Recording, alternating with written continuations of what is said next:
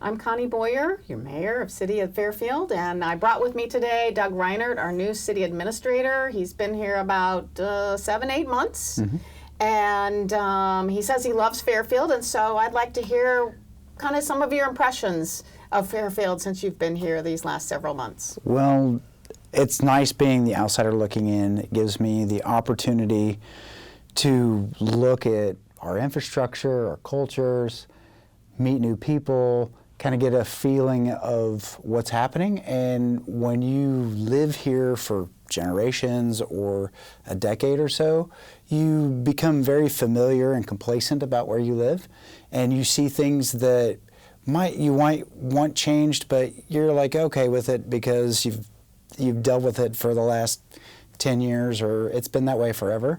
And I get to come in and I get to look at, well, that's really nice, or we could improve on that. So it reminds me a lot of my hometown in Ellsworth, Kansas, and a small farming community, and I know everybody there, and I'm starting to get to know everybody here, and I'm really excited about it. Everybody's been welcoming, and you came from Fort Smith, Arkansas, right? That is correct. Sorry, I said that really strangely. No, it's okay. Fort Smith, Arkansas. Yeah, it's a population of about 100,000 people, and that dynamic is quite a bit larger.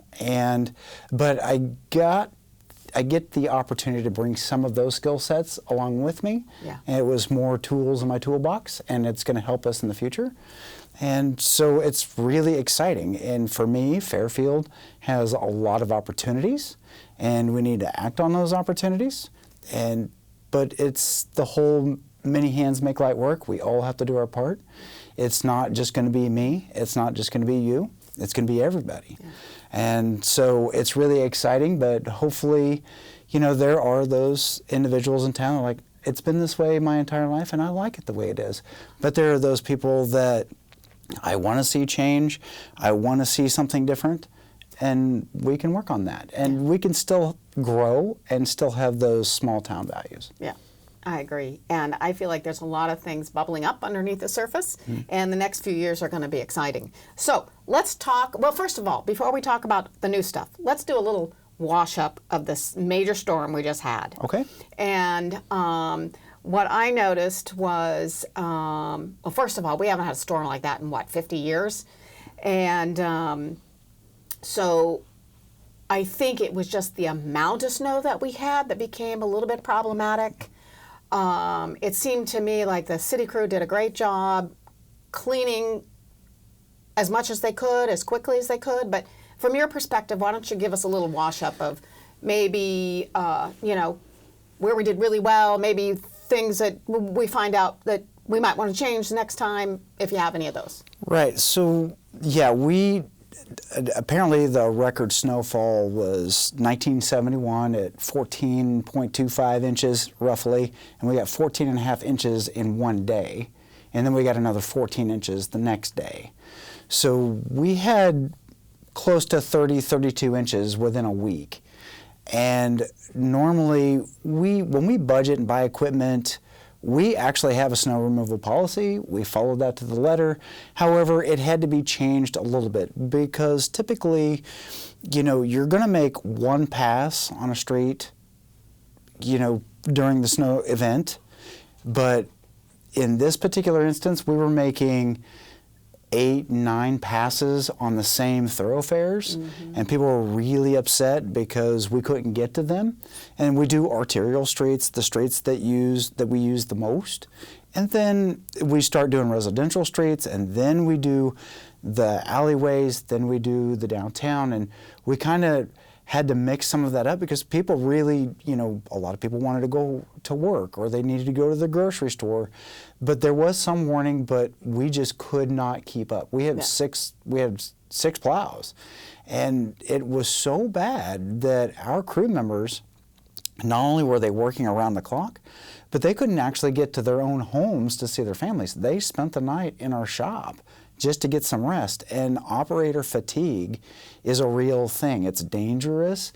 And the nice thing about this particular event, we had some missteps. We had a little bit of property damage, but we had no injuries, we had no loss of life, and everybody worked together. We actually had other departments helping each other. We had the county helping us, and we were helping the county. We had private contractors. We did everything. We pulled every tool out of that toolbox we could find to make it happen. And the loyalty and the dedication of our city crews and our county crews was amazing. They did not let us down. Now, it wasn't perfect, but when you're in a disaster situation, what do you expect? Yeah, yeah. So we appreciate Well everyone's patience on that. Yeah. And the other thing that after it was all over and our emergency management had declared a stay-at-home order, and at first when it first came out, I was like, oh, that's interesting. I didn't expect that. But let me tell you, the next week after talking to our sheriff and our emergency management coordinator and hearing some of the stories that took place, there were several people risking their life to seriously help other people. And so, and that's something most people don't see, right? So there's a lot of stuff that happens on the back end. And I just wanted to recognize all of those, our emergency management, our emergency workers, everywhere from our police department, sheriff's department, our ambulance crew, and Brett Farrell, our fire chief and emergency management coordinator. All those people did amazing jobs. And even citizens. A friend of mine actually picked up a gentleman who had gone out to rescue his friend who had stayed all night in his truck. And this gentleman was not wearing any coveralls, he was not having any boots on, he didn't have gloves, and so again, if this friend hadn't come along and kind of saved those two guys, it could have been worse. Anyway, so just thank everybody who helped someone and appreciate everybody's dedication, and because it was an unusual big storm. So let's talk about what's going to happen. What are we working over in the next couple of years? So we did Highway 1, right? Yeah. And it's pretty much done, but talk about the little thing that's left over for that. So we have the intersection left of Fillmore. They're going to be connecting into our water main, and they have some intake stuff. So that intersection of Fillmore and Highway 1 is going to be shut down for a brief amount of time to finish out and close out that project. And then there's a walking path, concrete trail that goes along that they're going to be working on as well. But those are just dress-up items, punch list items that we have to work on. We decided that, or I strongly encourage that we close Fillmore down for 30 days rather than have that construction go on for for 3 more months.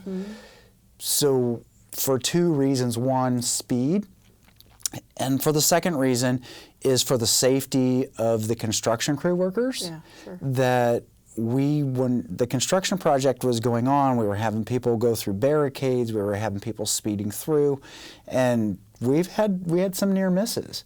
And we really, for the safety of the public, safety of the construction crews, and the speed of the project, we want to get this done. Yeah. We want to close it out and move on, but we are going to try to orchestrate it in such a manner that it may be even shorter than that 30 days, but we're estimating 30 days of that intersection just being closed down. And we'll have to make other arrangements, but we'll get through it. Yeah. And will that happen right at the beginning of spring? They are supposed to be doing that about April. So okay, great. Next and couple now months. let's talk about the east side of town. What's going to happen over there? So we're going to close down Crow Creek Bridge, and it will not be through traffic because they are actually removing Crow Creek Bridge. It has actually got to the point to where we would either have to replace that bridge or we would have to reduce the weight limit, which would impede some of the traffic flow of larger trucks and equipment. So it has to be, and it would continually fail. And that's a big deal with cities, is we have to pay attention to this infrastructure that we have. And people don't realize how much it costs, and they don't realize how inconvenient it is, but we still have to take care of it. Yeah. You have to absolutely even though it's messy and it's inconvenient, you still have to replace it, fix it, repair it, and it's only inconvenient for a little while, and then it's good for the next 30, 40, 50 years. Yeah. So it's a good thing, but we'll enjoy it for the first decade of all of its newness and all of its glory, but it has to be done. So there'll be an alternative route as well for that, that area. So that is the bridge down by Chautauqua Park. And when it's all said and done, there'll be a new entrance into Parkview. It'll be farther east to make that whole intersection a little bit safer. So, and we're looking at the summer basically for that, right? We hope to be done August, September. Yes. Hoping. We actually want to get that done before harvest because you've got grain trucks and tractors and all sorts of things going through there. Yeah, absolutely. So let's talk about fire station, right? Because that's been on our agenda for the last couple of years. Yeah. Tell us that projection. What's that look like? So right now, the plans for the new fire station are at 65% completion. We're hoping that the plans will be complete and we'll be ready for bid by April or May. Then we'll start construction. And hopefully all of the projections come in the way we want them to. And then we can start building that fire station. And I think, and I'm probably wrong, so just take it with a grain of salt. I think it's going to be an 18-month contract, but it could be completely wrong. It might be shorter than that. Yeah. But we've had to do some value engineering to make it fit within our budget, but we'll get it done, and it's something that we needed. If anybody ever wants to go into the current fire station and realize how tight that space is, and as Fairfield grows, we really need, fire trucks are getting bigger, equipment's getting larger, we need more of it, and we need the spaces to accommodate that, and we need a better response time. And we do also have an issue at our fire station regarding personnel and the location of that and being too close to retardants and all the stuff they work with. You want to speak to that just a little bit? Right. So what's the issue in the industry? So it's called donning off. And so what happens is when a firefighter is on a fire and they're exposed to burning asbestos or dangerous chemicals, those chemicals are actually in the soot and on their fire gear, and they actually need to take that gear off. And right now they're taking it off either outside, but they're hanging that fire gear right next to where they sleep. So those particulates, they're still breathing that. And we need to actually have a separate space so that they can actually take off their gear, they can go take a shower, they can actually go and wash that gear and keep it away from where they need to be cleaned, because that exposure that they have causes health issues down the road. And we want to do everything that we can to mitigate those health issues so that they have a very long and healthy life. And that's important to everybody. Yep. And along with that, for this year, our city council, our property committee is going to be really looking at what to do with the existing fire station. You know, do we repurpose that? Do we sell it? What are we going to do with it? So we'll be having those discussions this year. Right. So let's move on and talk about the Alliant project. This has just kind of come up in the last few months, and we finally got an agreement or a lease agreement with Alliant, but let's hear about the project. So the Alliant project was started before I got here, spearheaded by Madam Mayor, and it has taken her several years, but we finally got it through, and it will be going out. It's going to be roughly 4, maybe 5 acres of farm property out by the airport, and it will be a 2.5 megawatt facility, 1.5. or maybe it's 1.5. I think it's 1.5. Yeah. 1.5 megawatt facility. This is a pilot program. It will be, hopefully, from my understanding, again, that will be offsetting some of the electric usage of municipal buildings, which will help us, but help us demonstrate how solar energy will benefit us in the future, and hopefully there's more to come. That's my intent and my hope. But Alliant has been a very good partner of the city, and I think they have more projects coming, and we're excited about. And these sorts of projects will save everybody money, which is something that is important, and it's also sustainable. So there's a lot of initiatives there that we really appreciate. So one of the things that's different, I mean, it's not going to necessarily decrease our bills at this point. However, right now that land that we own is being farmed, and we have a lease agreement with that farmer who farms it. And what this will do is that amount of ground that that Alliant will be using is going to pay us significantly more. So we will get that income, so it'll be additional income that we get every year from Alliant for them to use our ground. And so, and when we talk about that 1.5 megawatt, that's approximately what the city government, our city buildings, use in electricity. So they, Alliant had to get approval through the Iowa Utilities Board to do this project. And so, like Doug said, it is a pilot program. So we're excited to get it off the ground and have that extra income, because that will help us certainly. And then hopefully we'll see in the future what comes. We continue to look for possible solar installations on some of our buildings. We're looking for grant opportunities. I don't know, it was a year and a half ago we did apply for one. We didn't get it. It would have, if we had have gotten that, I think that one was for our rec building. But at any rate, we didn't get it, but it made a lot of sense. So we're hoping that there's still opportunities that we might find for our rec building, our Fairfield Arts and Convention Center building, just any buildings that we have for the city. So we'll see. So that's out there. Let's talk about the FIDA project south of town. The development project that is over by the daycare center, the child care center, and I believe there's 38 projected homes. Again, that number without it being in front of me. That we've annexed that property into the city, and hopefully that'll be, they're wanting to start on phase 1, and I believe that's like 10 or 14-ish units. So we're talking right now about utilities. There's got to be water and sewer. There's got to be a street put in, curb and gutter, those sorts of things. And we're having some of those discussions of next step and how it's going to be funded and what that looks like. And so we're pretty excited about it, because we do have a housing shortage in Fairfield, and we're working on that diligently.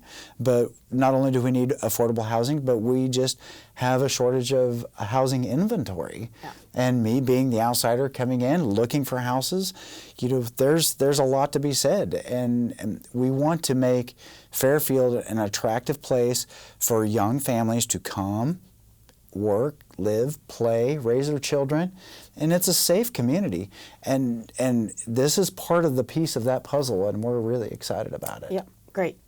Last thing that I want to talk about really quickly is, excuse me, the last week I met with our new FIDA team, our Grow Fairfield team, Mr. Ed Malloy and Julie Albert and Terry Baker, our CVB director, and Mendy McAdams, our chamber exec, and we are putting together a group, committee, task force, however you want to call it, to talk about downtown revitalization. So a lot to do there, and so we're looking forward to that project coming along, and so hopefully by the end of February, 1st of March, we'll have that group ready. So excited. Looking forward to that. Yeah. Great. So that's kind of the new news for 2024.